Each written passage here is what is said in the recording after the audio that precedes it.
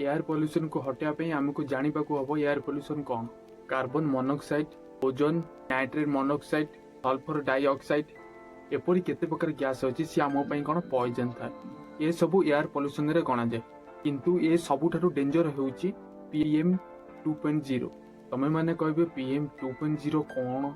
मु आपन को कहि दबाकू चाहूची कि ये होउची पार्टिकुलर मैटर 2.5 ता ठारु साइज रे भी 2.5 माइक्रोमीटर बा ताठरू भी आउरी छोटो। PM 2.0 ये एक गैस नुहे, solid particle and a liquid drop. यह भितर sulphate, nitrates, ammonia, sodium chloride, black carbon, mineral dust यह भितर बहुत जिनस इंक्लूड थाए। ये सब बहुत छोट होता है। ये सब एते छोट कि मनुष्यर बाल ठारू 30 गुणा छोट थाए। ये सब बहुत सहज एयर उड़ी थाए।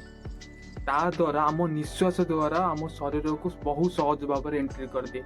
सी आम बॉडी लंग्स को बाईपास करी ब्लड स्ट्रीम रे आराम से पशि जाए। ता द्वारा कौन है हार्ट, ब्रेन आउ सब बॉडी अन्य पार्ट उपर बहुत खराब प्रभाव पकाए। से लोक को asthma, heart attack, stroke, lung cancer, cognitive decline, diabetes केते प्रकार बीमार होता है। आमको एयर पॉल्यूशन को बहुत भाव में सीरीयस नबाक पड़ो। सहज आम आखिक देखा जाऊनी कि बहुत क्षति पकाए आम शरीर को। आपड़ सतर्क रुहतु, आपण परिवार को भी सतर्क करंतु। लाइक सब्सक्राइब जरूर करंतु।